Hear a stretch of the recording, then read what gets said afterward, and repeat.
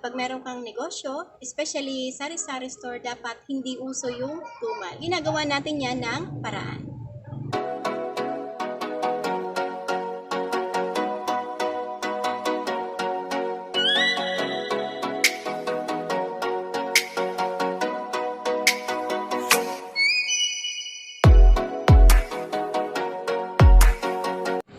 Hi guys! Welcome to Sterling Channel, ang tinderang mami ng Rizal. Kumusta kayo guys? Sana okay ang lahat. At sa video ito ay konting kwento lang muna bago ko simulan talaga kung ano yung topic ko sa video ito. Sa isang sari-sari store, hindi pare-parehas ang aming benta. Minsan may panahon na malakas, may panahon na matumal, at may panahon naman na okay lang naman. So dito sa aming lugar ay nagkasunod-sunod yung okasyon. Simula December, syempre Pasko. Sumunod ay New Year. Then after ng New Year ay Fiesta. So doon tayo medyo nakabawi ng benta. Kaya nakakatuwa. Natutuwa ang inyong tendera kasi hindi lang tayo basta kumota, kundi lumampas pa tayo sa kota. Pero hindi sa lahat ng panahon ay gano'n yung nangyayari. So ngayon medyo nakakaramdam tayo ng tumal. Kaya sa video ito ay ibabahagi ko sa inyo yung aking diskarte or aking ginagawa pagka dumadating yung ganitong panahon. Kasi dahil medyo matagal na rin tayo sa pagtitinda, ay nagkaroon na rin tayo ng diskarte para malabanan yung ganitong pagkakataon. So dapat pag meron kang negosyo or especially sari-sari store, dapat hindi uso yung tumal. So ginagawa natin yan ng paraan.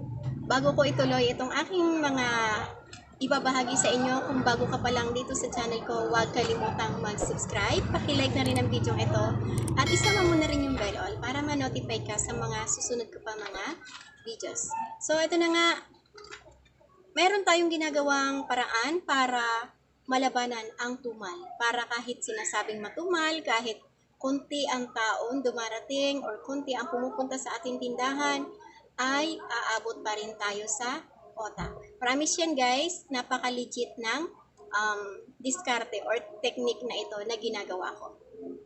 So, ang number one na ginagawa ko guys, pag ako namimili, talagang focus muna tayo sa mga sales or may mga promo, especially yung mga buy one take one or less 10%, less 5%.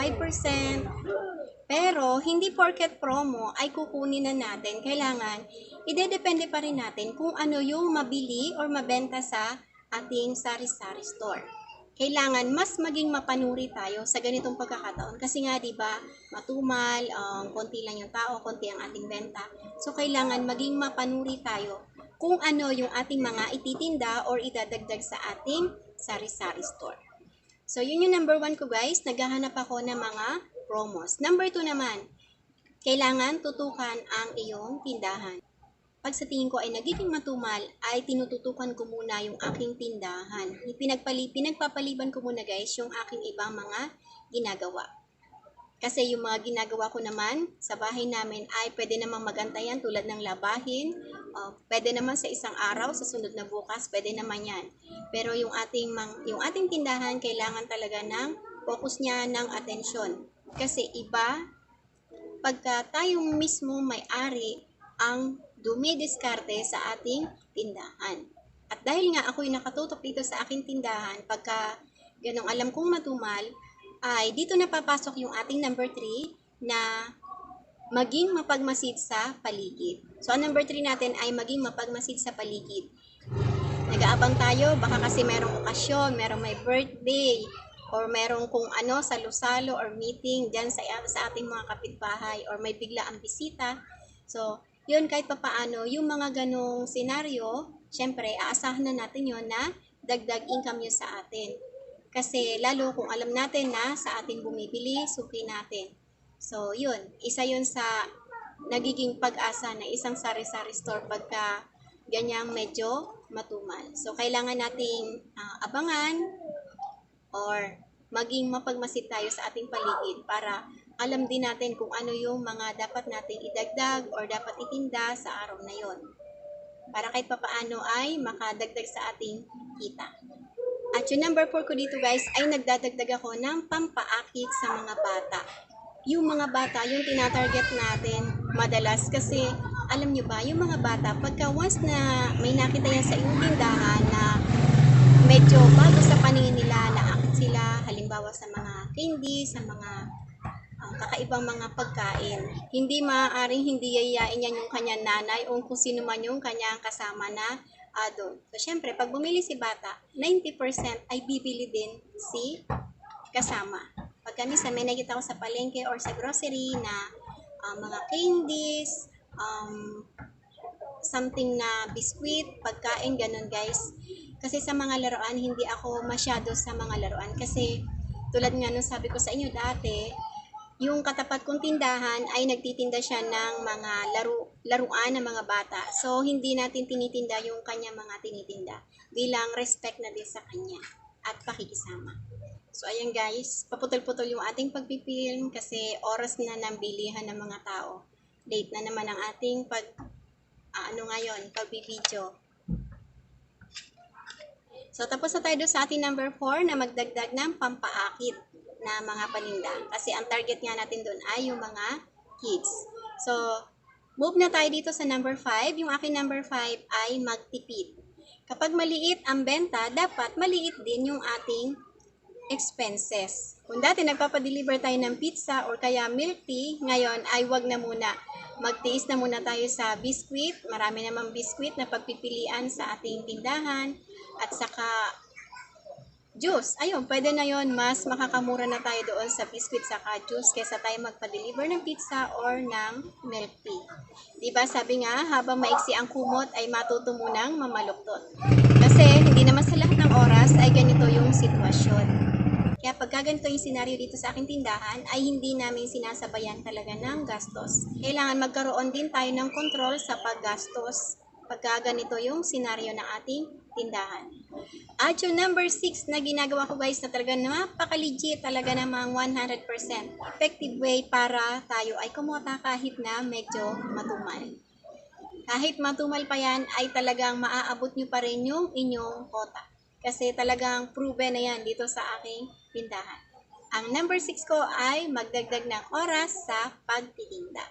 So, ang bukas dito ang bukas ng aking tindahan guys ay 5 a.m. hanggang 10 p.m. lang talaga siya. Kasi medyo lumuwag na yung restriction dito sa lugar namin. Kaya naging 10 p.m. na tayo. Kung 5 to 10 p.m. yung aking store hours dito sa aking tindahan at hindi pa tayo nakakakota pagdating ng 10 p.m., ang ginagawa natin guys ay nag-extend tayo ng oras. Umaabot itong aking tindahan ng 1 to 2 a.m.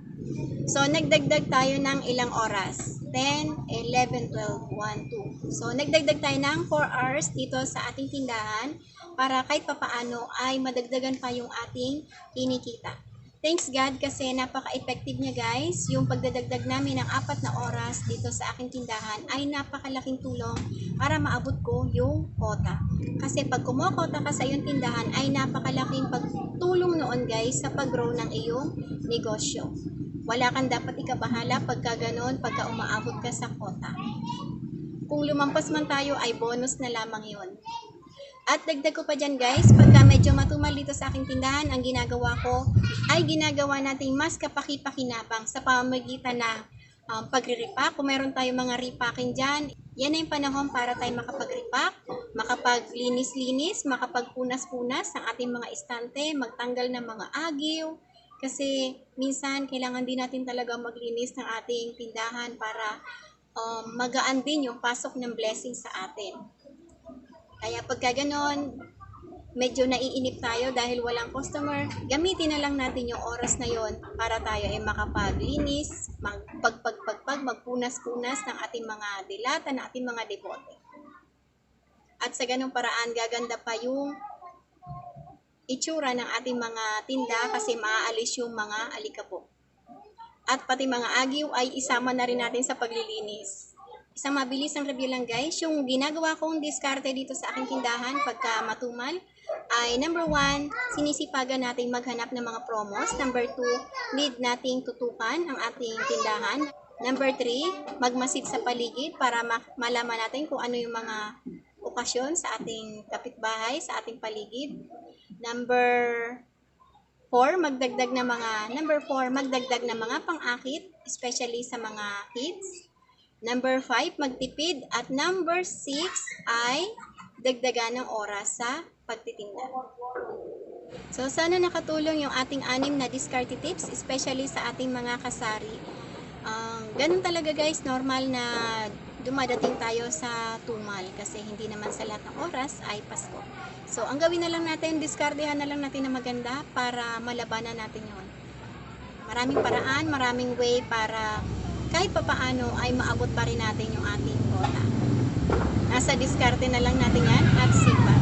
Ganun naman kahit sa anong bagay, basta tayo ay madiskarte, masipag, ay tiyak na magtatagumpay kahit na sa anong larangan. At syempre, sa bawat kilos natin, wag nating iwawala yung pagdadasal. Kasi bago ang lahat ng yan, ay talagang unang-una ay kailangan magdasal tayo para sa lahat ng ating gagawin ay merong mag-guide sa atin. Bago ako magtapos, mega love shoutout po sa inyong lahat. Maraming salamat po sa inyong panonood. Sana huwag kayong magsawa na manood sa aking channel. So that's all for today guys. Sana kahit papaano nakapagbahagi tayo ng diskarte para malabanan ang tumal sa ating sari-sari store. Again, kung bago ka pa lang dito sa channel ko, huwag kalimutang mag-subscribe. Paki-like na rin ang video ito. Pakisama na rin ang bell all para ma-notify ka sa mga susunod ko pang mga videos. Thank you for watching. God bless us all and always remember, commit your work to the Lord and He will crown your effort with success. Thank you. Keep safe everyone.